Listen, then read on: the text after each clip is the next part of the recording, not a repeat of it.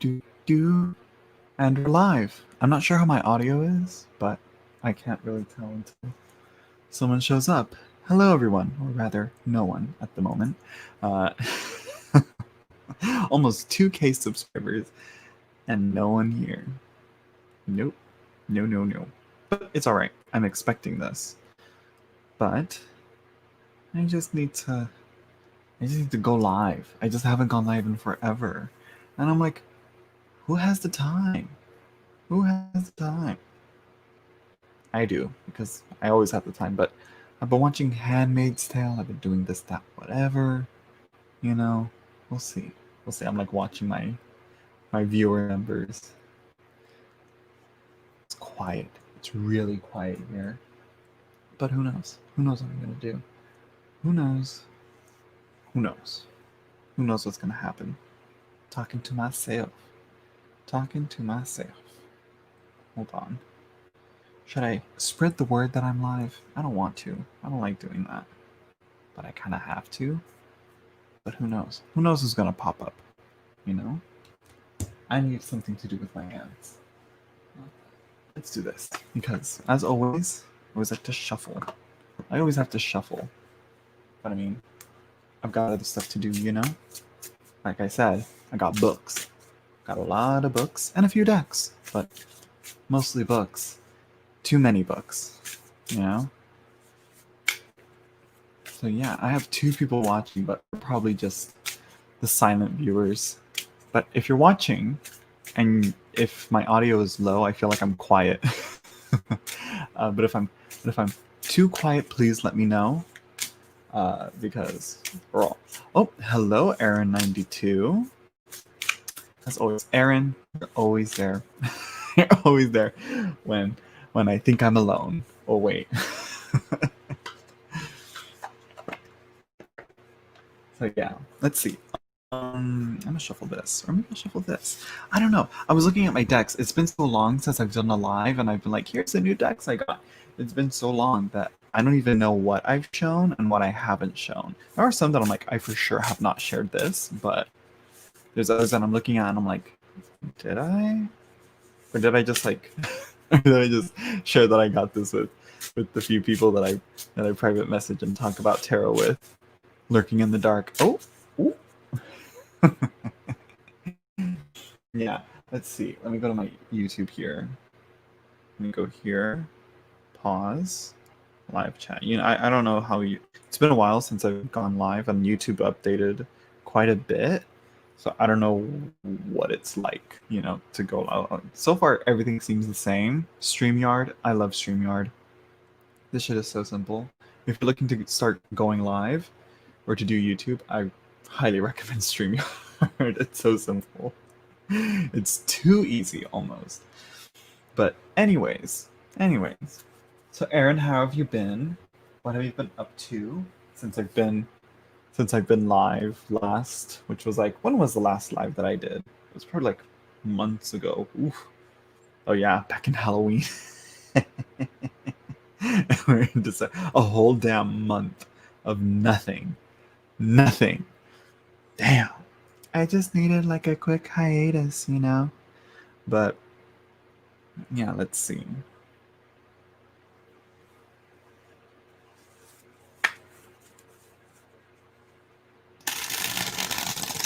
I think that's what the viewers want. Me shuffling.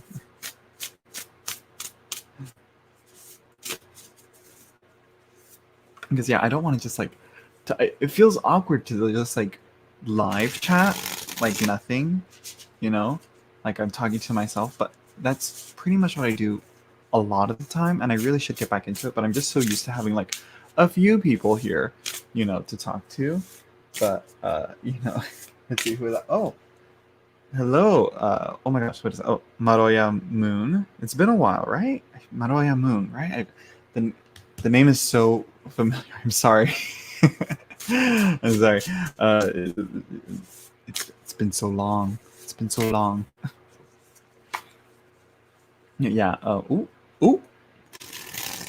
I saw my thing cut out. If my internet cuts out, I'm sorry. I I have I really should. Even now, I don't learn from my mistakes, and that's think of topics to talk about. When there's dead air. You know. Yeah. Let's see. Nothing in particular. Open some books from time to time. That counts as studying, right? Yeah, definitely. For sure. Like I've kind of gone full on into studying. I look so dark. Um, I haven't I've it's like recently I've read more in the past week than I have in like the past few months, I guess. I don't know. like first of all, my greatest accomplishment, and I don't even know if I'm gonna finish it now because I picked up quite a few other books here and there, but I've kind of put it down and I'm like, I'll finish you later. And that's almost finishing this book, you know? I mean, look at where I'm at now. I only have three or four cards left. Judgment, the Fool, and oh no, three cards. Judgment, the Fool, and the World. Really good book, but not really good if you're looking for tarot meanings, particularly. I don't know. We'll save it for later, though. I'll do a review if I can on it. I've kind of written one up on the Facebook group, the Tiger's Bookshelf. So yeah, I kind of randomly post a thing or two on there. But yeah, let's see. Let's get into the books here. Let me see. Let's see what we got. I think we got how many people? 4 people. Yeah, we got 4 people so far. Should I wait a little longer? How long have I been live? 6 minutes? I should wait for 10. I don't want to. That's one thick book. It's really not that thick compared to other books that I have. Hello, Havana Star. It's been a while. It's been a while. Let's just be it. It's y'all should be saying it's been a while, not me. But yeah, but the book isn't for me. I feel like it's not that big. It's only 600 pages. It's only over 600 pages. It's not that big. We like thickness. We really do. We really do. Which, yeah, well, we're gonna get into it. We are going to get into it. All right. Let's see. Where should I start? I don't even know where to start. Okay, I'm gonna start with the books that I got from my tarot godmother. She said, "Oh, did you get the books that I sent you recently?" And I'm like, yeah, I know you sent me some stuff before. She's like, "Oh wait, no, you're still over there at the apartment." I'm like, "Yeah." But it was Thanksgiving weekend and I went to visit my mother, which not the safest thing to do. People please practice social distancing. and wear a mask and wash your hands and try not to touch your face, all that good shit, but I had stuff in the mail, so I'm like, let's go. So she sent me Dion Fortune's Sane Occultism. I haven't read it. I don't know when I'll get to it, but looking into it, I'm like, okay, let's see what she has to say, because it's like I have a love-hate relationship with with this book here, Mystical Kabbalah here, as confusing, or not confusing, as difficult as it was to read, it was still extremely helpful in getting a grasp on the Sephiroth, I was like, it only goes into the Sephiroth. Why not the Hebrew letters and the paths? And then I'm kind of looking at other books, and they don't really go that in depth into the Sephiroth as much as she does. The only other person that goes into the 32 paths in depth as much as she does is Gareth Knight, but even he has, again, I'll try not to get into it because there's a lot of books I gotta get through. Missed your videos. I know, it's like I just feel like I'm so busy with babysitting my niece, it's overwhelming, but I really need to get back into the habit of it, Annika from Nobody Here and Tomb I Saw My Bookshelf, those are her channels. Go check them out if you haven't. She just we were messaging back and forth, and she was like, I would always just listen to to Zach in the background, just rambling, not really saying anything. I'm like, you know what? I haven't really done that in a long time, but I think that's because I'm trying to turn my focus more into focused subjects. But I recently started listening to this podcast called Sweet Boys, and I like it, but they're really distracted. It's like two people with severe ADHD almost, not staying on topic, not staying focused. It's like I don't even think they can get out a complete sentence without getting off track, you know. But it's still a good podcast. It's really funny. But aside from that, getting back onto that, I feel like my topic, my videos are kind of like that. My live streams are kind of like that, but I'm just talking to myself. So I have no good excuse for getting off topic other than I distract myself. But moving on to the next book. Then she sent me 3 books by Lon-Milo DuQuette, and I was looking at other books to get into outside of tarot, but more like tarot adjacent, and kind of getting into more of the occult stuff and more into stuff that I'm like, I would never get that. I'm only gonna stay into tarot. Girl. And you know what it is? It really is all thanks to this book. And I guess this one as well. And also watching Dennis Poisson. I think that's how you pronounce his last name. Who was recommended to me by Annika from Nobody Here, again, as always. She, just amazing books. Just, wow. Let's see. I only listen to murderous podcasts before going to sleep. You see, I can't do that. I mean, I've fallen asleep listening to a podcast, but that's just because I'm super tired.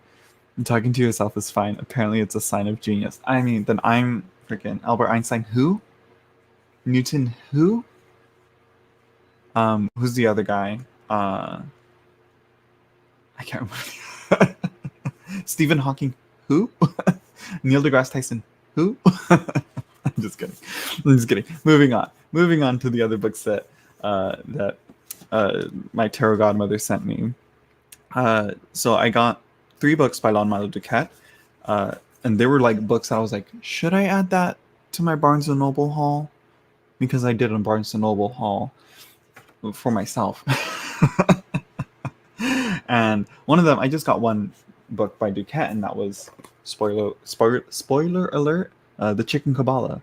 And I read through it in 2 days. It's a really good book. It's a really good introduction to Hermetic Kabbalah. Or rather, Kabbalah in association to the Thoth Tarot. So it really is. I should have picked this up sooner, way sooner. I should have read this before Dion Fortune. But then again, either way, I learned it eventually, kind of.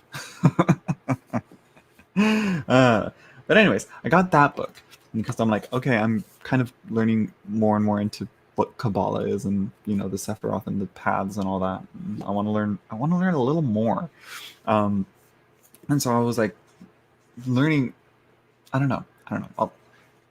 I'll do a retrospective eventually in the years to come as to how I kind of started, transitioning more into this other topics.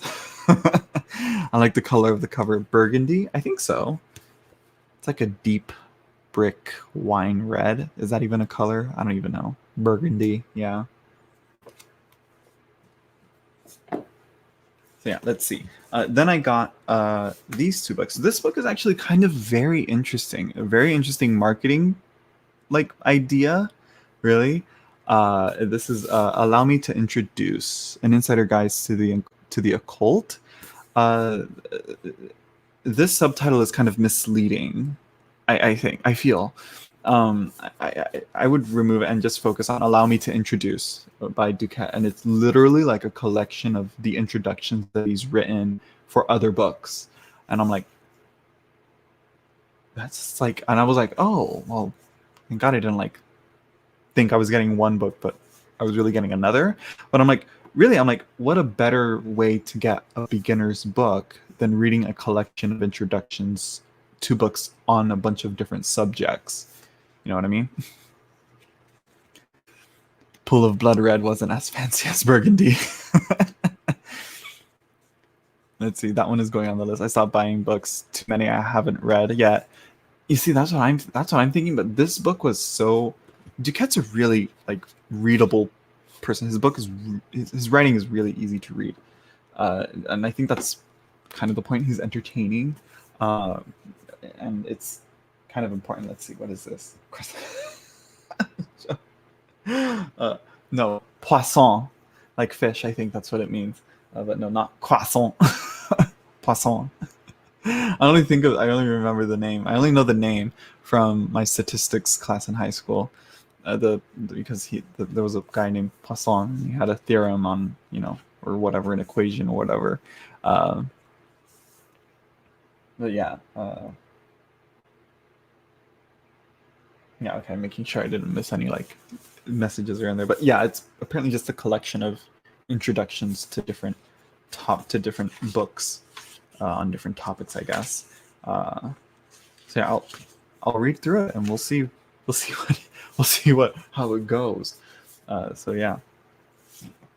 Next, Angels, Demons, and Gods of the New Millennium: Musings on Modern Magic by Longmont. Again, Duquette. I'm not sure what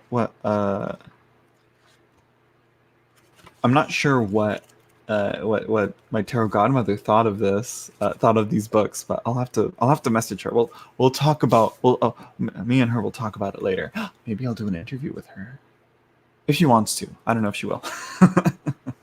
Let's see. And then Low Magic. It's all in your head. You just have no idea how big your head is. We'll see how this goes. We'll see where this takes me. I don't know what I'm gonna learn, but we'll see. Hopefully some things will make sense. Hopefully things will be like, oh, I get it now, and we'll see. I don't know when to approach that book. I don't know if I'll be ready for it. I don't know. But yeah, moving on. The next Kabbalah book that I got, and I started reading, and I read through the first part. I just read this much so far, and that is Paths of Wisdom, Kabbalah in the Golden Dawn Tradition by John Michael Greer. And yeah, he's an author that I'm like, there's a lot of books that he's written that I'm like, I want to pick those up. So yeah, and reading through this so far, I like it. I'm also recommending it just based off of the first 34 pages I read so far. I also recommend this for Kabbalah. It's easy to understand. That's really why the books on Kabbalah that I recommend. Is it easy to understand what they're saying? Yes. So yeah, that's another book that I got, putting that there. Then I got these two. I don't know. I'm going to read these because what I'm reading also, I really am reading a lot. But I'm hesitant to like jinx myself and like all of a sudden just stop reading. But I've been rereading the Bible. Well, not rereading, more like just finally reading through it again. At least I'm like, you know what? At least the Old Testament, because these two books rely heavily, along with the Sefer Yetzirah, a lot of Kabbalistic stuff, just relies heavily on the Bible and its teachings, and a lot of this stuff really kind of does as well because there's reasons. So yeah, I got the Bahir by Aryeh Kaplan, which is kind of supposed to be like one of the other like major books that goes with like the Sefer Yetzirah and all that. But the Zohar is one of the other ones. This is only just a selection of parts of the Zohar, because the actual complete Zohar would be like, I think there's some editions that come in like 23 volumes. Then there's others that like are only in 12, and it's like, that's a lot. And I'm like, let's just start small, and we'll see where that goes. But I'm not going to approach this until after I given the Old Testament at least one run through, at least. But even then, there's far more work to do. than, that. Which brings me to the next book. You have to do a top 5 books about Kabbalah recommendation video. Girl, there's so many that it's I've kind of already said a few. I've already mentioned all the ones that I've but we'll see. But I'll see. I'll get to it. Maybe, hopefully. We'll see. But this book here, Meditations for the Love of It, again, I mentioned Denis Poisson. I'm kind of standing his YouTube channel right now, and he, like, any book that he recommends, like, if this is recommend, I'm like, I'm gonna get it. Or at least maybe, who knows. But this is one that he recommended, and meditation is a thing that I've kind of always heard of, but I've never really been, like, I never really tried or attempted, or I never really understood or got the interest or the hype, or there wasn't any real pull to it, and I feel like I just could never do it. And I'm like, let me read this book. If it gives me some tips, if it gives me some advice, if it gives me a better understanding as to how to do it, or why it's done, or whatever. We'll see. I don't know. We'll see. But yeah, Meditation for the Love of It by Sally Kempton. So yeah, we'll see. I started reading it and I'm like, okay. So yeah, moving on. So then I got 2 books by Pappas, Tarot of the Bohemians, the absolute key to occult science. This version, the new one. I've been reading through it. Really interesting stuff. A bit confusing, and I think someone should one day hopefully put out a understanding, Tarot of the Bohemians, But reading through it, of course, it is very, like, it's not very useful in terms of historical, like, where did tarot come from? But his number play and his, like, his workings with, like, the tetragrammaton and how it interplays with the tarot is very interesting. And I recommend, if you want, like, a good, like, brief introduction as to what the hell he's, like, talking about, Ben Abelwin's video, Sight See the Tarot, talks about this book. And I recommend watching those videos first before picking this up and reading it. So yeah, so far I've finally started getting into, like, the let's see, I think I started reading The Empress. I think I'm on this part here so far. So we'll see how it goes. I mostly got it because it, Marielle Tarot references it, and I'm like, let's see if it works out. If not, oh well. So far, interesting. And I also picked up the Divinatory Tarot, translated by Beryl Stockman, which I didn't notice this, but Christine Payne Towler wrote this part right here. And I'm like, oh. And I think she also wrote an introduction or something. I don't know. Let me see here. No, she didn't. I'm mistaken on that. But this is pretty much like, the quick reference guidebook for the Pappas Tarot. It has a picture and the meaning of the card next to it. It also has Atea's meaning on here, I believe. Like this one, 15. The devil is like, whoever you may be, child of earth, contemplate the ancient oaks that defend the lightning. But the lightning then struck them after having left them alone for more than a century. Cease to believe in your wisdom and your strength unless God has granted you permission to grasp the key to the mysteries of fate. I think that's Atea. I could be wrong. On that.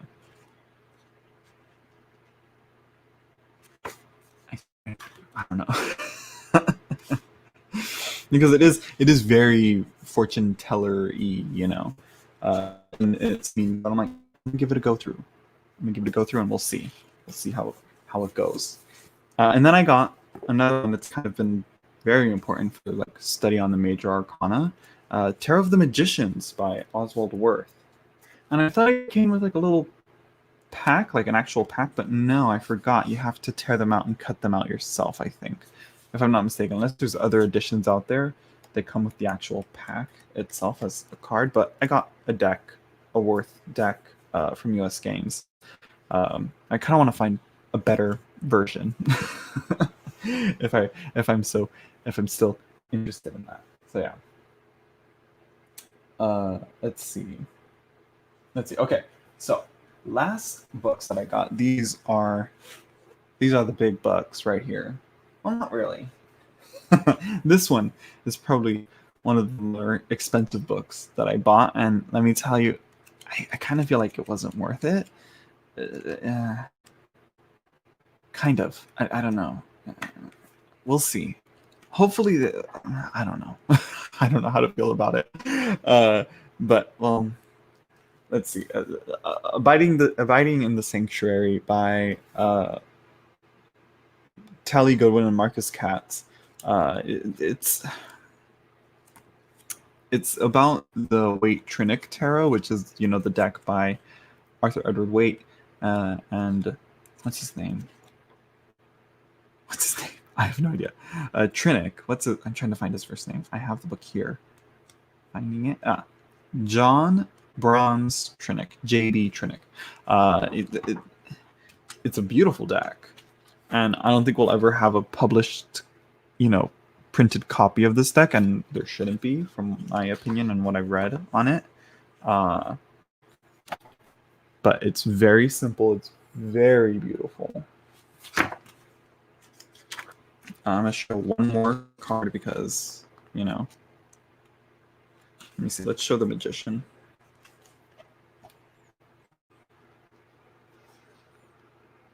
And that's it, but this is $110, and with what I got in this book, it's not worth it.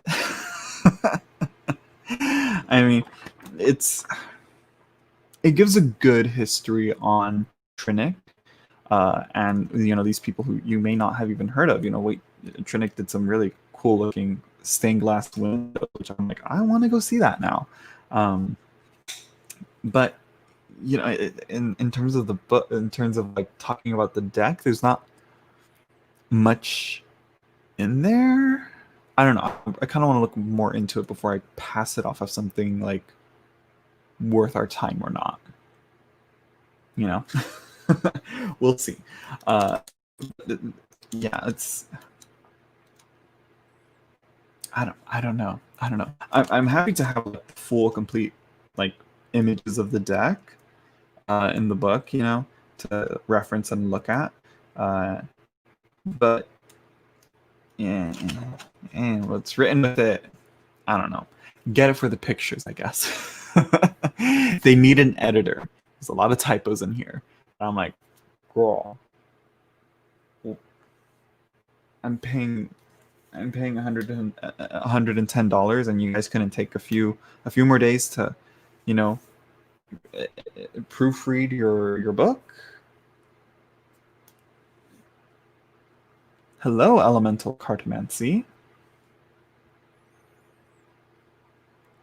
Yeah, and it's not like I didn't like reading it, but I did read it in one day. I did read it in one. Actually, no, not even one day. A night, and which, I mean, if it's a fast read, and that's a plus, But yeah, I don't know. There's a lot to unpack here. But who knows? Maybe I'll give it another go or something, or I'll reference it in something, and hopefully it comes in handy in some way, shape, or form. But anyways, next I've been getting into indie book publishing books again, thanks to Dennis Poisson.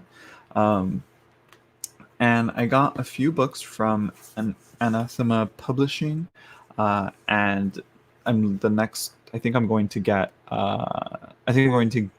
some books from Scarlet Imprint, particularly The Game of Saturn. That's a book that I've been meaning to get, but just haven't gotten around to it. Let's see. Oh, hello, Evolve Entity. Do you ever use tarot apps on your phone? No. Well, there are a few that I like. Scratch that. I do. There are quite a few. The ones for like decks that come with the books that So there's the Fool Dogs app. They come with the full guidebooks for like some decks that are like independently published.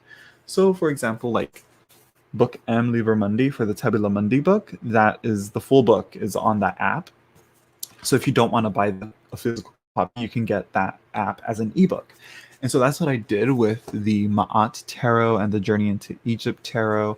Those two came with apps for the Full Dogs app, and those are pretty up there priced decks. So I got those, so I got the app to save some money on that. So yeah, I've had the Game of Saturn on my wish list for yeah. Started the Game of Saturn. I guess I'll read it next year, right? I need to get those two now, yeah. And so yeah, I use those. I also like the Labyrinthos. I think that's how you pronounce that. It's from they have the Golden Thread Tarot. I think that's what it's called. And they have a bunch of other decks. They have like a few Marseille. They have a Marseille, some Lenormand, and yeah, yeah. I have those apps on here. But yeah, moving on. I recommend the Ma'at Tarot and the Journey into Egypt tarot books. Those are really fascinating reads, especially on what she writes about lunar astrology cards, associations with that. I found that really, really interesting. Even though at the time of reading them, I knew like squat about astrology. Well, I knew a bit, but not enough. And I'm still starting to learn, which I actually did get quite a few astrology books, and there's a few others that I want to read, but I'm like, let me get some basic shit down first before I buy a bunch of other books, on astrology. So yeah, so let's get into these Anathema publishing books. So I got this, Entering the Desert by Craig Williams. I'm not sure what to expect from this, but hopefully it's good. One book that I wanted to get was Aurore. I think that's how you pronounce that. That was a book that looked really cool, and seeing what was written in it, and was like, okay, I'm curious, but it sold out, and limited edition.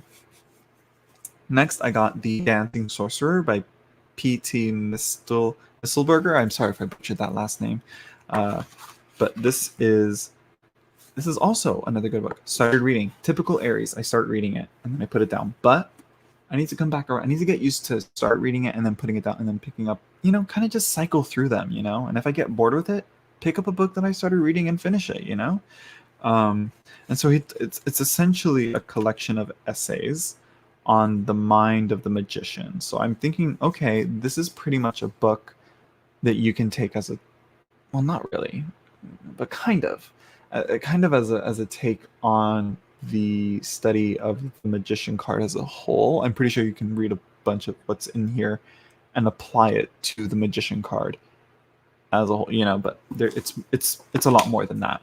From what I gather, I'll read through it. I'll let you guys know. So yeah, it's really good. It's really good so far.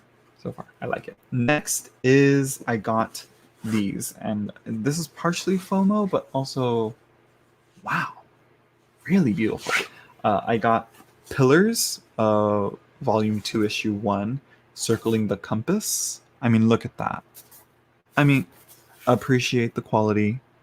So it's essentially a collection of essays from a bunch of different writers, and and this is essentially focusing on the circle, as it's used in like magic, if I'm not mistaken, mysticism and magic and all that. So yeah, the circle and the compass and all that. So yeah, moving on. Then I got Volume 2, or issue number 2 of The Seeds of Aries. Look at that. I mean, hello. That's a beautiful book. Let me see if I can show this. I don't know if you can see this, the back on it. No, you can't. Oh, wait, kind of like that. It's like laurel leaves on a triangle with a like a teardrop shape in a crescent. So yeah, I mean, look at that. Let's see. Melmaline books are good too. They're in the app. Yeah. They're really good books so far from what I read. And so this is essentially, if I to quote Dennis Poisson, this is essentially like writings like about topics that I guess you could say are related to the fifth Sephira. You know, like they're supposed to be like, you know, pushing the envelope and uh, being very controversial type of writing. So yeah, I'll see through it. You know, I don't want to. I want to show some of the art. Let's show some of this art here. I mean,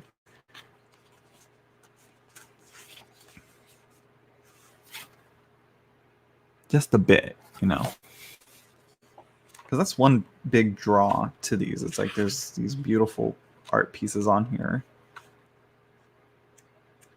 And if you want to see a better review about these books, I recommend Dennis Poisson's channel. I mean, look at that.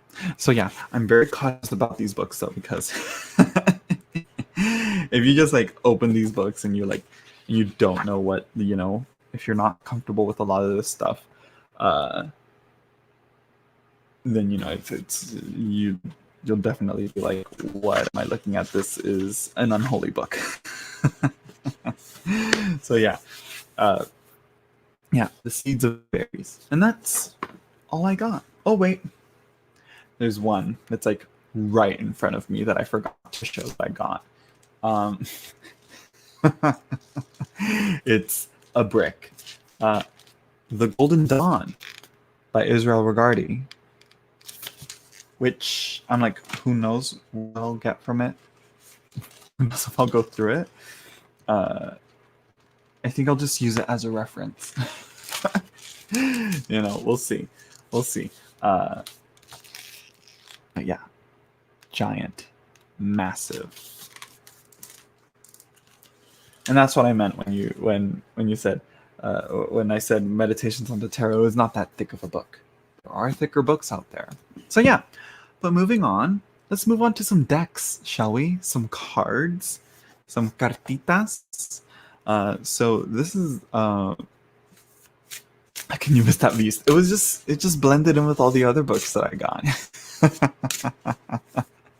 Yeah, very nice book. Yes, and I've kind of put a lot on my plate, but I kind of need to learn to accept that, you know, I've overfilled my plate, and you know, it's like, hey, just take it home for leftovers. You know, just make sure you don't leave them in there for a week or not. You know, this is still on my wish list. I started reading an ebook several times, but I really want a physical copy. Yeah, and I really don't think it's a book that you can read like, or at least yeah, Golden Dawn. Are you referring to, Aaron? The Golden Dawn book? Yeah, I don't think that's a book that you can, you know, read cover to cover. You know, hello, Hopeful Soul 72.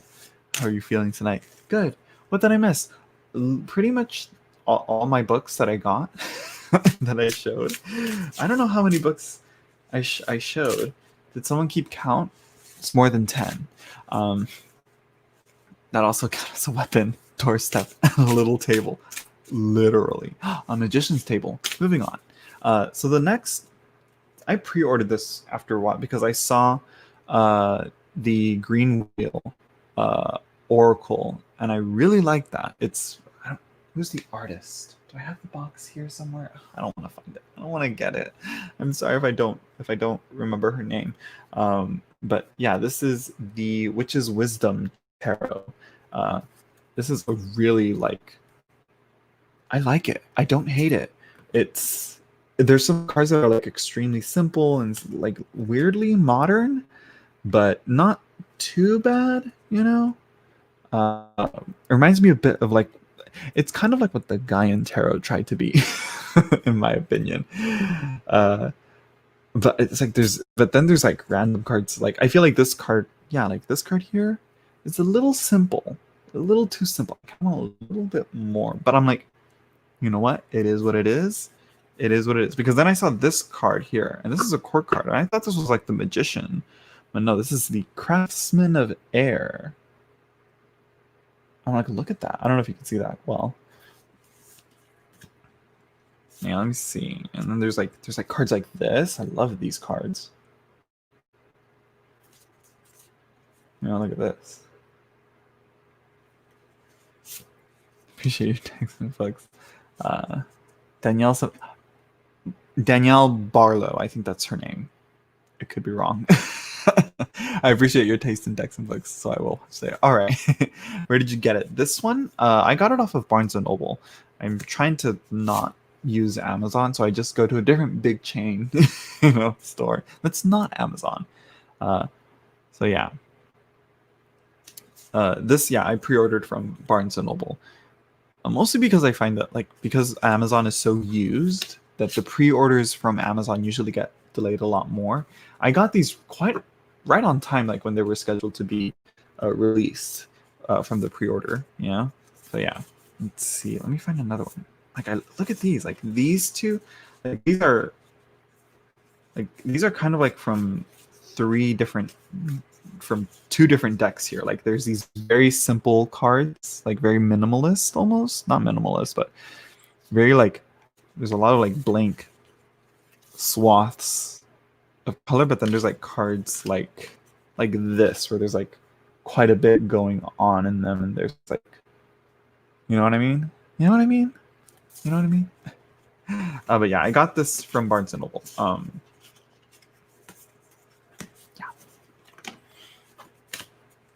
Moving on though. Then I got this deck. I'm not sure if I shared this or not. You didn't like the Dreams of Gaia Terra. I love the artwork on that deck so much. It's like magic. Oh wait, did I say Dreams of Gaia? No, I meant Gaian Tarot. Yeah, I like Dreams of Gaia. You know, there are some flaws in it. You know, but it's as a whole, as like doing something different with the tarot. I like that. You know. Yeah. Yeah, and I want to get her other decks, and she has like quite a few other decks coming out that I'm like, I'm here for it. So yeah, then I don't know if I showed this. I think I shared this. Did I share this? If I shared this before, I'm sorry, but I got Tarot del Toro because Guillermo del Toro is like the most underrated, yeah, overrated, but kind of underrated still to this day. Movie director, writer, creator. So like after getting this deck and like looking through the cards, I started watching a bunch of his movies because I've already seen Pan's Labyrinth, loved that. Saw The Devil's Backbone, loved that. And then I finally watched Hellboy 1 and 2, loved that. Pacific Rim, loved it. Well, Hellboy 2 I didn't like as much. Terrible ending. I'm like, why did they quit their job? What? Wait, what? Like, where did that come from? What was the initial? What? And they could quit their job? I was confused. But moving on. I did watch a few episodes of The Strain when it started coming out. I haven't finished watching it. I don't think I will, but you know, interesting. It reminded me a lot of Blade 2. Did he direct that? No, he didn't do that. No, he didn't do that one. Or did he? No, he didn't. What else? And then I looked at like his filmography, and I'm like, I gotta watch this movie. Oh, watched Don't Be Afraid of the Dark. I think that's either he produced that or he directed it. I'm not sure. It's about tooth fairies. Horrifying. He did Blade 2. I knew it.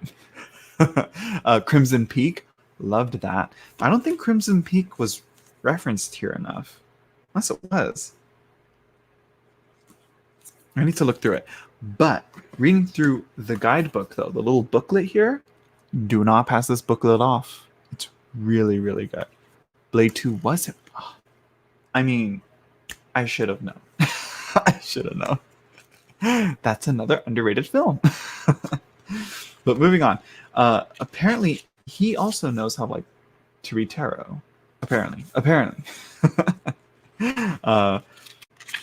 And so it's very much like in line with like Jodorowsky and Yoav Bendov's type of Marseille reading kind of, but they have a very unique take on the numbers, on numerology. There's some differences in there that I'm like, oh, that's an interesting take on that number. Like, let me see if it's over here. Let me see the numbers here. Let me read those out to you.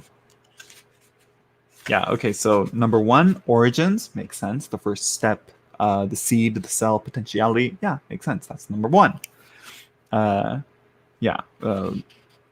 Number 2 is tension, a new element appears, and naturally confrontation arises. Okay, yeah, confrontation, but I like to layer on like duality and connection and a relationship, but in the most vaguest of terms, in the vaguest of ways of what a relationship could be. Enemies, that's a relationship in a way.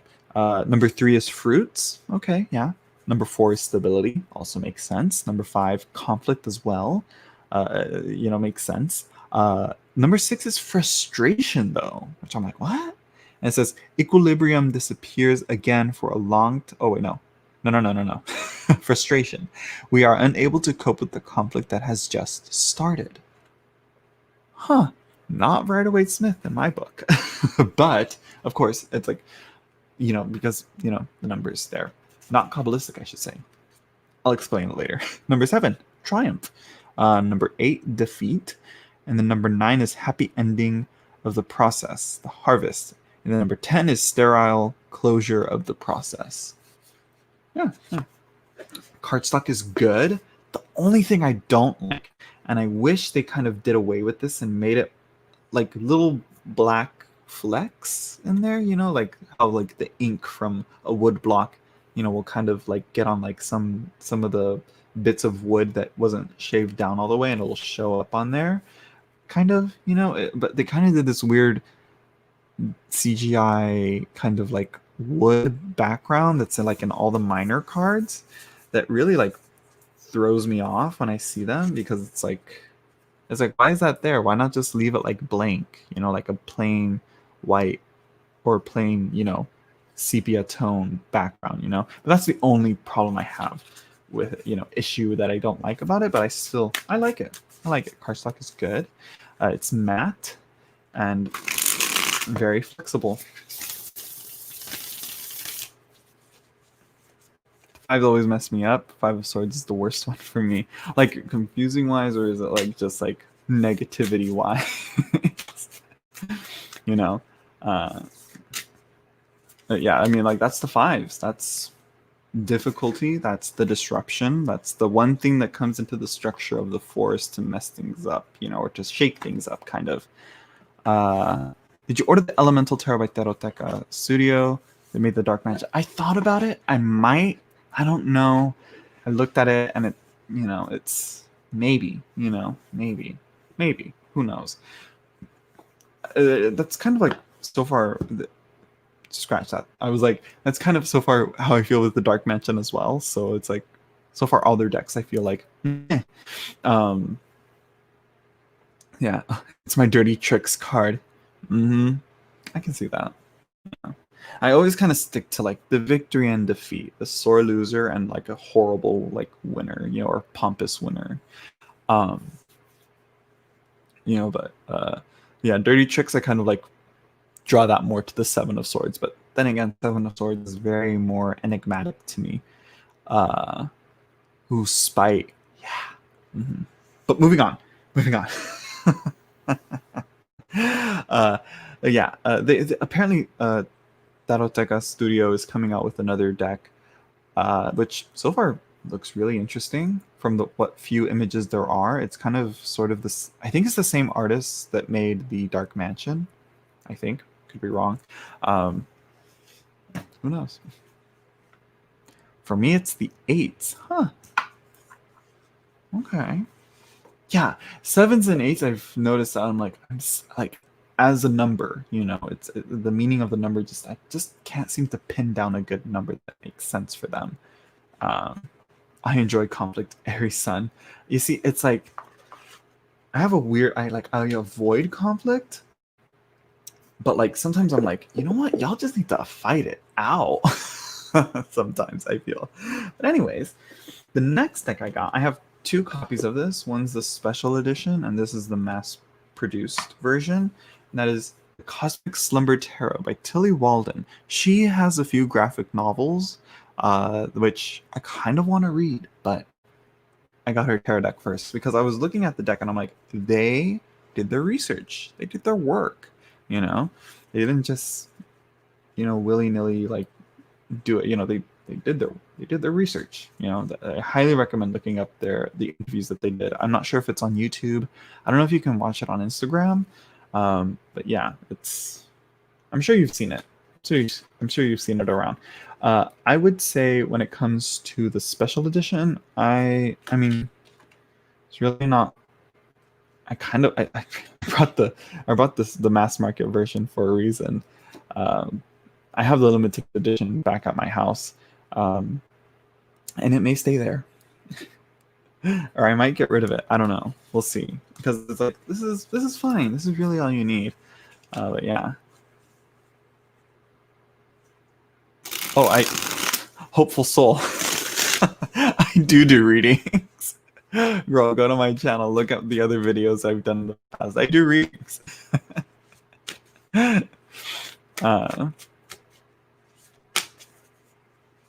Or are you talking to someone else? Hopeful Soul. 72.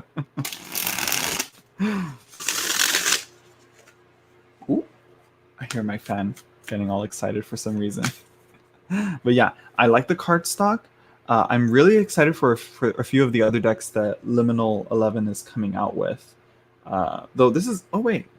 Oh, yeah, this is Sterling Athos. Liminal 11 as well. Yeah. So what is the truth? Liminal 11, I guess, in co-production with Sterling Athos, I guess, for the mass market.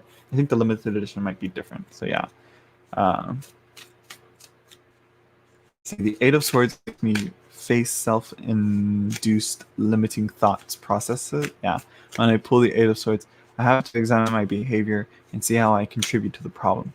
Right? It's very much like, this is one of the cards where I like the Japaridge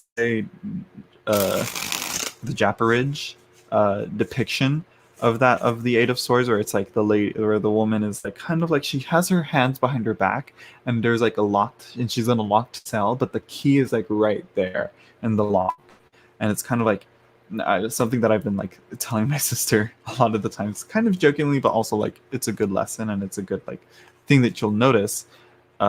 Or it's something that you'll notice. It's like you have the tools available to you to help you through a situation or to help you through a difficult time, but you don't use them. Daily, weekly. Oh yeah, I thought of doing that, because it's like the readings that I usually do, they kind of exhaust me, and that's kind of why I don't like going live anymore. Maybe I burned myself out a bit on that, and I thought of doing that, but I'd have to kind of do it. I'd want to do that as a more subscription based thing, and I'd say, and I'd have to get into the habit of doing that, of every month or every week doing a reading. I might do it every week. We'll see. I think I could do it every week. We'll see. But yeah, the next deck, moving on though. I only got 2.5 other decks. You'll see what I mean. Materia Prima. Again, this is another deck that I'm not sure if I went live and showed you. I doubt it. I like it so far, but I don't like the guidebook. It is taxing dealing with all those energies. It really is. That's a nice way to put it. I don't know what's up with USI. I don't know if that's how you pronounce it. UUSI. I don't know what's wrong with them. I don't know why I don't like their books. They're beautifully well-made books, let me tell you that. And they're beautifully written, but they're not useful. They're not descriptive enough for me. I'm like, I want to know what this means. And I know with this deck in particular, they're like, okay, the elements have never been used in a form of divination like this before. He wouldn't bring himself to do it weekly. No, I would not. If I was being paid, maybe. Because the payment would make me feel guilty. I'd be like, I have to do this, you know, because, yeah. Yeah, I get it about the books. Yeah, I get it about the books. About these, you have to say, who else feels the same way about the books? Because it's like, let me tell you right now, this, I do. I would tell you, don't buy the book. I would instead listen to the podcast that they recommend, the Periodic Tales. I think that's what it's called, and it's essentially a podcast on, like, each episode of the podcast is talking about the elements, and he talks about how they interact with each other physically, like, you know, when they make chemical reactions and all that, and how they're used, and how they've impacted people throughout history, and how they play and interwork together, because that's kind of the work. That's kind of how this deck is supposed to work. Each of the elements are supposed to kind of interplay and work with each other, that, you know, with their covalent bonds and all that. They really are. They're just coffee table books with the bigger illustrations. Sorry, not sorry. Yeah, and if they were coffee table books, then I'd say go even bigger, girl. Go huge, you know? Go like, you know, because this is this size. I'd say, like, go this size with them and make them hardcover. Because let me tell you, I will say that there's no typos in this so far, from what I can tell from what little I've read. I don't want to go through it. I don't want to read through it. Yeah, I think you'd be better off looking up, like, you know, listening to that podcast for better information on on the cards. But I've also been looking at just, like, the images themselves, and I'm like, okay, this is a pretty intuitive for me for some reason. I don't know why. How the characters and the figures are look and interplay with each other. It's much better than Supra. I will say that. You need a tiny coffee table. Well, you'd only have one book out. I always think of, like, a coffee table book as, like, you walk into a coffee shop and there's, like, couches and there's that coffee table in the center and there's books stacked on top. That's what I think of. People seem to underestimate the tarot. I wish people understood how self-empowered it makes a person. I love how the tarot holds you responsible for yourself. For me, it confirms so much. You see, I agree. It's like it's definitely underestimated, but also misunderstood. And I think it's, like, because of that, it's kind of misused. It's yeah, yeah. that's a whole nother conversation, honey. Yeah. But for sure, it's definitely hold you responsible for it. Yeah. Kind of like how I said, like, you know, if I was being paid, the mere fact that I was being paid for doing those weekly readings, I would, like, guilt trip myself, and I would hate myself if I even, like, messed up once, and I would probably be way too hard on myself to get the job done. You know, but I think the other thing, though, although yes, it does hold you responsible, and as you said, no sugarcoating. I would also, like, say it's like there's another thing where it's like sometimes you can be too hard on yourself, and we have to learn to, you know, look at the extreme negative of what the card is trying to tell you, and also the extreme positive, and synthesize the two, you know, to kind of make a unique new take on it, you know, and that's very difficult. You're a Virgo like me? No, I'm a Capricorn moon. I think that's my Capricorn moon. I could be wrong. A conversation I'd like to have, but only if I can get very salty about it. No, you have to be salty. But anyways, this is a deck that I only plan to use in conjunction with the Telluric Tarot, where it's like that plant and that crystal tarot deck. You know, I pull one card from the Telluric Tarot, and I look at the chemical buildup of the crystal, and I pick the cards that work from here into that, you know? So yeah, that's what I think. I tried it once, I was like, very interesting. So we'll have to see. Okay, last one. I got the Fantastic Menagerie Tarot finally from the pre-order. It finally came in. They're still probably shipping out pre-orders. Look at that. Capricorn North Node, Aquarius rising. Huh. It's showing. Yeah. Okay. I don't know what that entails. I'm still learning. I'm sorry. Uh, okay. Yeah, we'll see how it goes. We'll see how it goes with my astrology studies. But anyways, got this. I will say, as much as I have my issues with Baba Studios, particularly with this right here, they kind of dropped the ball on this, at least for me, and I'm not going to bother with it. It is what it is, because I do plan on reading with this, if it can work. But I always say that their books are totally underrated. Their books are really good. They write really good books on the tarot, and I wish, hopefully, like, because they've announced that they're like gonna leave tarot in like a few years. What I would like is like if they were to be so bold as to make like a giant omnibus of all their books, into one collection or whatever. I would like to see that. That would be really cool, because their books, I think their books are worth it. But it's interesting because like their decks sell out, but like there's still plenty of their books available. Oh, for sure. I'm not shocked. I'm not shocked at all. You do not just buy a Baba Studio deck. You pre-order a Baba Studio deck.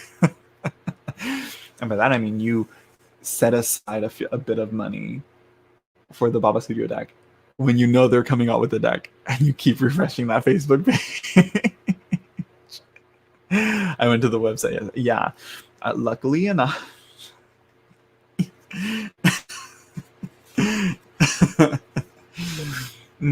I have no self-control. Oh,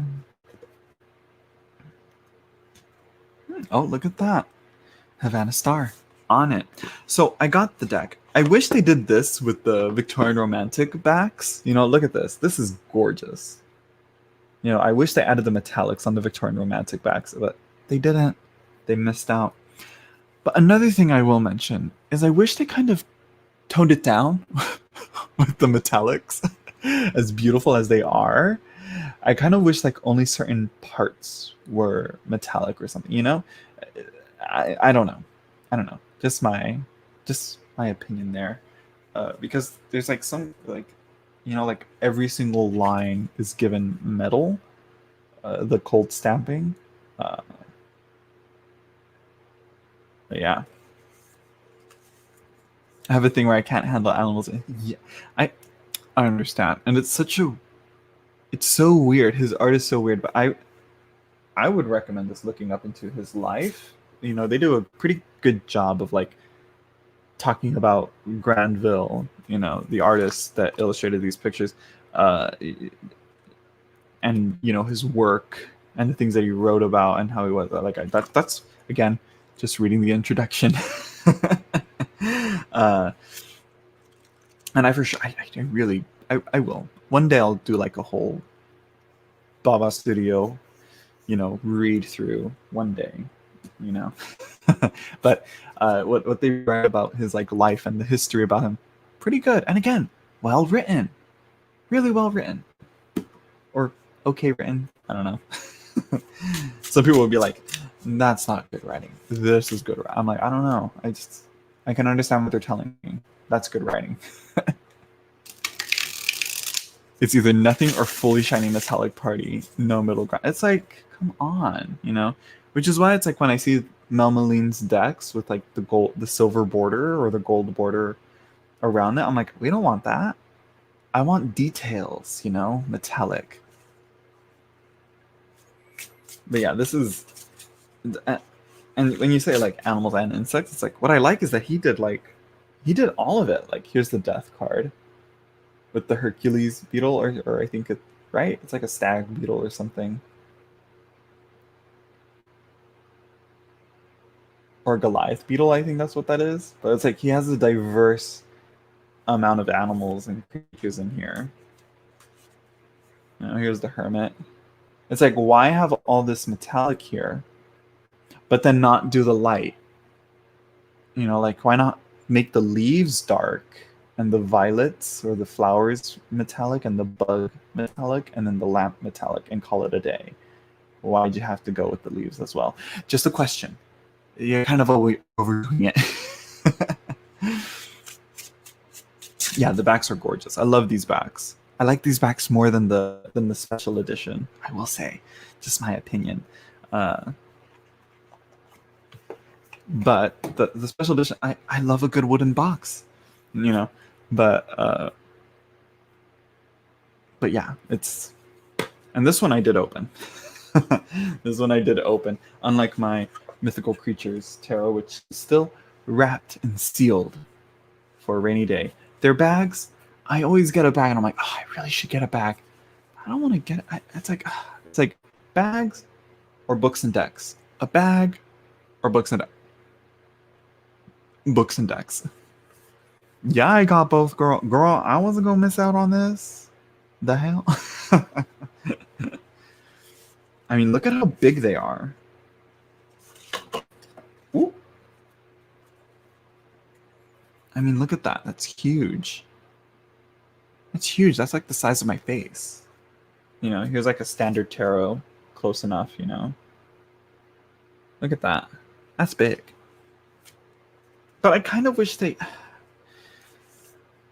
kind of go a little bit further with the special editions. I do have the Tarot of Prague, but I don't have the special edition of the Tarot of Prague. I kind of want to get it. It seems like they might do a reprint of Bohemian Girl. I don't know. You can slap people with them. Hey, you can crush people with these. I can't shuffle these like this. I have to shuffle them. I have to shuffle them like this if I wanted to shuffle them. And even then, they're really thick cardstock. Look at that. Look at that. Now, here's one thing. I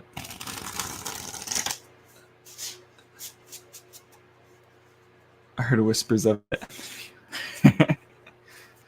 But here's one thing. This deck was cut perfectly. This is up to Baba Studio standards, all right? My special edition. Now, my special edition, she has a problem. She was miscut. Not like too bad. I can feel it. It's a feeling. It's, I don't know if you can even tell. You're not going to tell on the camera. I'm not even going to bother explaining. But it seems like the blade was not sharp enough when my copy was cut.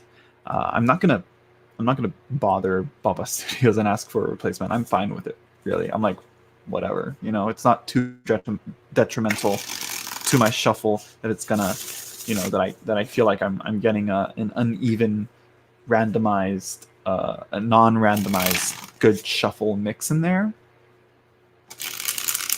Yes, we found the deck. Not even. I can shuffle it still. You saw I shuffled it. Hello, Arajo. But yeah, but this one, it's like, you know what? It looks like a deck I might get into using. You know, I might get into working, and you know. But again, it's just the miscuts. You know, I'm just like, girl, you know. Which also, before I put this away, oh, I love the kings. I love the King of Swords, and I love the. Where is it? I just saw it right now. The Sun card. I really love the Sun card in this deck. Here it is.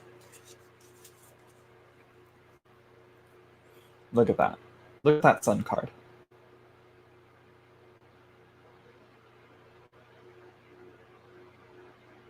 Beautiful. Anyways, and here's the King of Swords, which is finally like a King of Swords I kind of like respect and like, because the King of Swords and I have a weird like stalker, you know, type of relationship going on. You know, you love the kings. I love the kings. I hope they reprint. I hope I do it. So yeah, girl. Speaking of reading,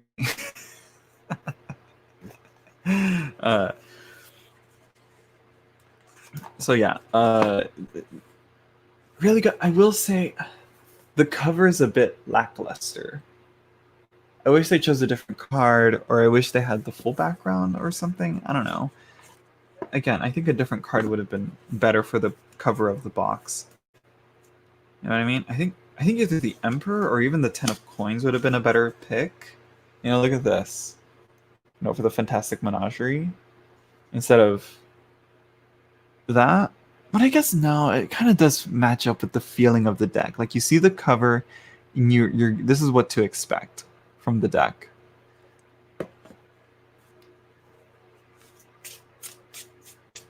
Do you think we'll finally get Blood Moon Terror next year? I mean, it is coming out. It's I think in spring there's going to be another round of pre-orders, but the deck is going into production already, and I think we'll get our. I think people who backed it on Kickstarter and people who pre-ordered it, the first round back in like 2018, back in 2018, 2017, I think it was 2018, somewhere around there. They'll get the copies first. I'm hoping, and then like the pre-orders that just happened this past year, and then another round of pre-order, and then those will be shipped out. We'll see, but it's yeah, for sure next year, early next year. I don't know if, yeah, we'll see. Well, I don't know if like the amount of pre-orders that she's done has made them,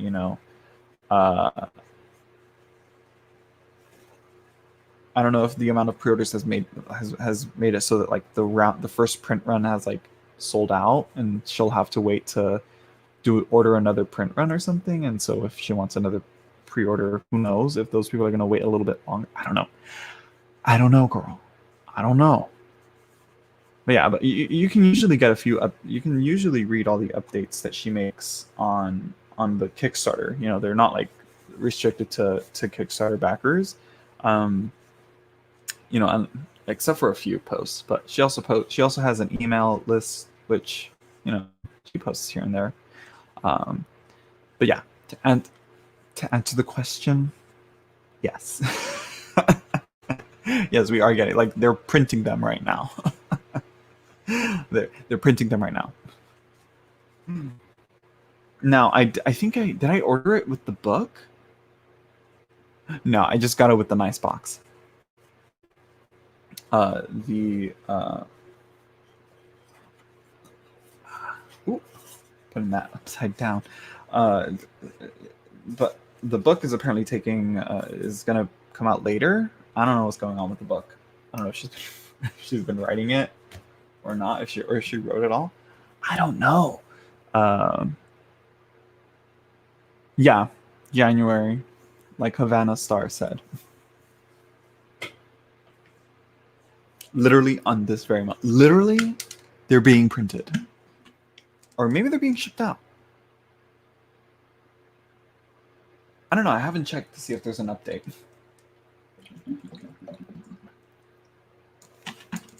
Just a little sip of water.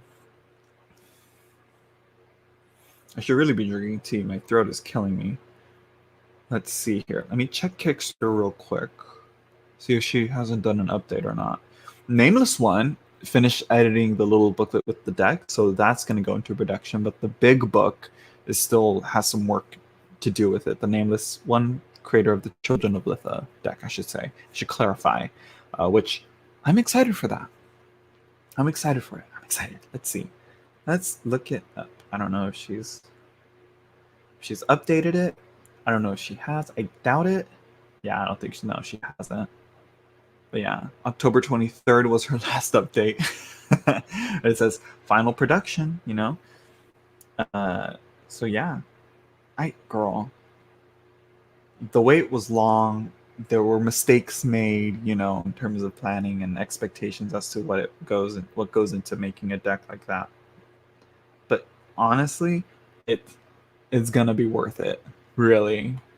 I'm sure I know tons of people were irritated with impatience, and I kind of got there as well. I kind of get that with some deck creators, but I'm like, you know what? It's like, whatever. It is what it is. At least she knows now. It's like, oh, this is gonna take longer, So yeah. Where did you get the information about the birth chart placement? I'm curious about my birth chart. Oh, no, I don't know about that. Yeah. Jia Hunt. I think that's how you pronounce her name. Yeah, I like that. I don't pull it out and work with it though, but I'm saying positive too. Yeah, it's because it's such a beautiful deck and it looks so interesting. It's truly it's I'm excited for it. Oh, I also pre-ordered because of this random side note as well. I pre-ordered also from Liminal 11 the White Newman tarot, which I was like at first was it didn't like it, but then like I looked at a few more cards. I kept looking at it and I was like, but I kind of like how I like the illustrations. I don't like some of the things that she put on the cards, but I like the illustration, you know. So I'm like, you know what? I'll just get it. I'll get it. So yeah, let me see. Let me pull it out. Where is it? Where did I put it? Do I even have it with me? Girl. Let me see. I think I put it over here. Move some stuff out of the way. Let's see. Here it is. Yes. There we go. Yeah. Children of Litha. And I like her aesthetic choice for like designing the box, how it's very like, you know, name right there, but like very simple box to kind of look more, you know, like a box that can belong on an altar space. I think that's kind of the direction that she was taking with it, you know, especially with like, or if you didn't want the box on it, you know, the guidebook is very much like that, just the spine has the words on it.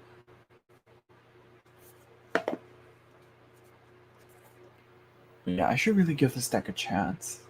I should really actually just work with the decks that I have, huh? Cardstock is lovely, yeah. I don't know how the cardstock is going to be like on the nameless one. I know it's going to be good because if she picked this out for the deck for Children of Litha, I'm like I think we're in good hands here. But the nameless one deck is like 100 cards. I could be wrong. There could be like I think there's like around like 80 or 90 cards. I could be wrong. I could be wrong on that.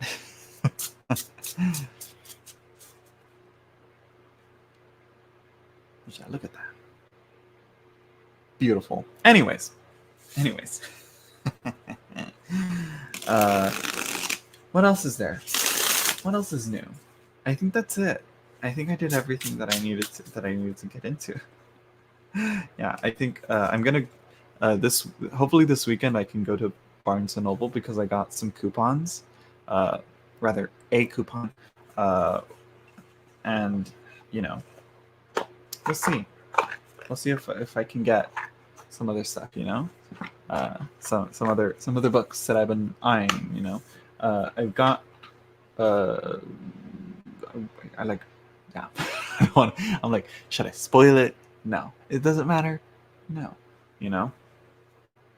So yeah, let's get into it. Let's see what else there is to talk about.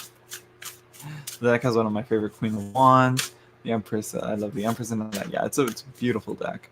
But you know, Queen of Wands is a card. It's like even though that is my, you know, astrological, you know, correspondence, you know, association connection card, like the most. Mars and Aries, Sun and Aries should match up. I only like the Thoth version, or there's a few others that I'm sure that I like, but it's very rare for me to see a Queen of Wands and be like, I like that one. Let me see the Queen of Wands in the Fantastic Menagerie. I'm sure I've seen it, and I was like, let me see. Let's see if I can find it.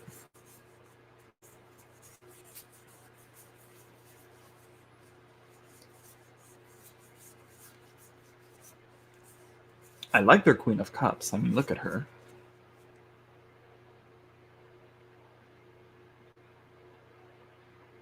But moving on.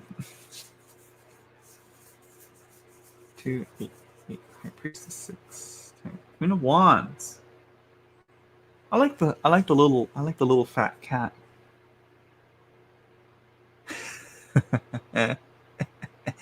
I like him. I don't know why. I don't know if you can see his face.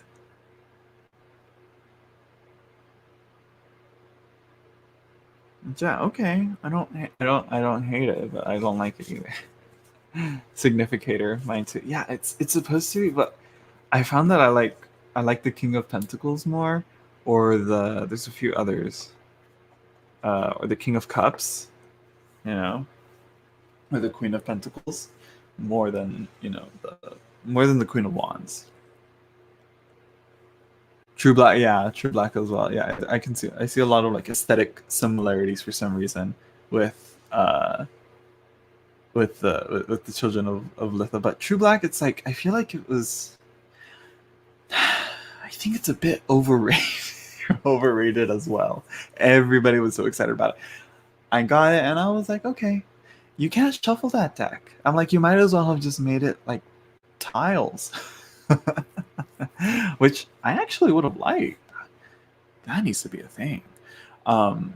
Tarot tiles. I know someone on Etsy does like wooden blocks, like thin wooden blocks of tarot decks, but they're like, it's like hundreds of dollars, and I'm like, yeah, makes sense.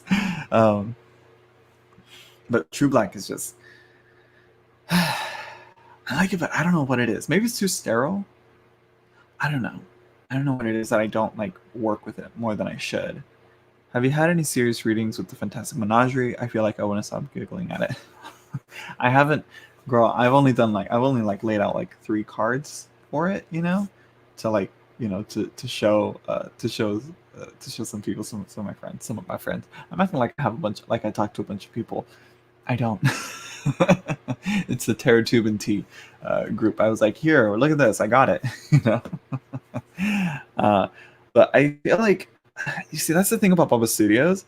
You think they really know how to subvert their decks, somehow subvert the expectations that you have of them. But I'm pretty sure this deck would definitely, like, they know how to have a good sense of humor with their tarot. But their decks are not something that has ever been like taken a reading as a laughing matter. I feel with the readings that I've done, particularly with like Victorian Romantic and even Bohemian Gothic, they're able to manage a reading pretty well from what I've experienced with working with them in live readings. So who knows? We'll see how Fantastic Menagerie works. I think the only deck that I don't reach for from Baba Studios is the Tarot of Prague. But Fantastic Menagerie looks promising. We'll see. We'll see how it goes. So yeah. And that's it. That's all I got. That's. Whew.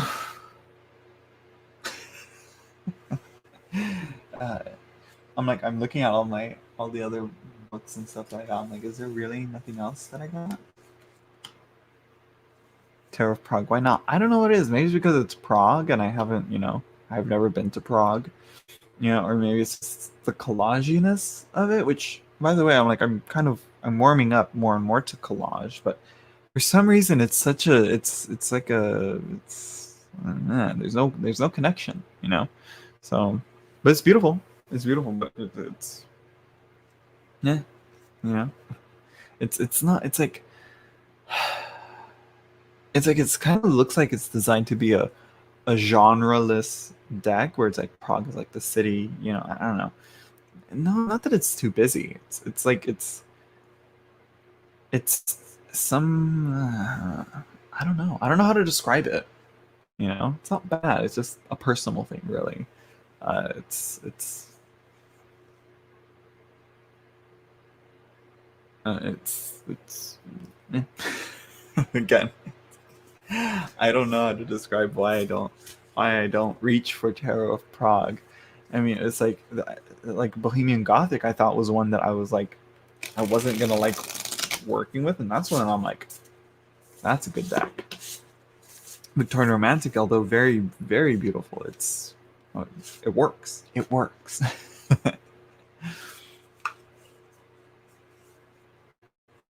Oh, well. Hello, Tanya Patil. I am deaf. I'm sorry to hear that. Oh, that was very ableist of me. Yeah, I wish and I've been thinking about this recently about like my channel and like having closed captionings on it, and I'm like, I should really look into doing that, and I'm like, I'm too lazy, and that's really That's really, again, it's very ableist of me. Yeah, I don't know how to respond to that, Chaitanya. I am deaf. I'm like, I'm sorry to hear that, I guess. I don't know. Which, I wonder if there's like any readers out there that, know ASL or, sign language and, for different languages that can do readings, because it's like, yeah, you have the cards there, but you still have to explain the reading. And it's like, if someone's deaf, you can't really say it, particularly when I do like readings face down, on showing them,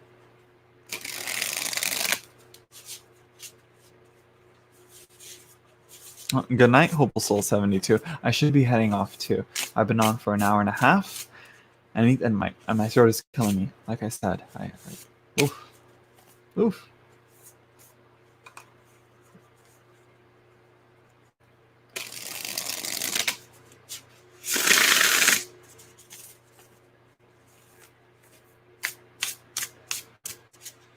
So yeah, now I'm just shuffling quietly. I shouldn't. It's time to log off, put all these books away, and get to it. So yeah, thank you everyone for stopping by. And don't forget to like, comment, subscribe if you're listening to this at the end. Yeah, I don't know what else. I don't know what else to say. There's other things that I have planned coming up, hopefully, that work out, and I'm kind of nervous, anxious, stressed out, but excited to do. And hopefully I can get back on it with this channel, and get back to uploading and doing readings, and doing videos. Hell, even if it's walkthroughs, I'm like, but it's like, I don't like doing walkthroughs anymore. But I miss doing videos. But I don't want to do walkthroughs. But I don't know what to put my efforts into this video. I'm not really good at doing book reviews, but maybe that could change. I don't know. I'm rambling too much already. I gotta head off. All right. Like I said, like, comment, subscribe, and I'll see you all later. Bye, everyone.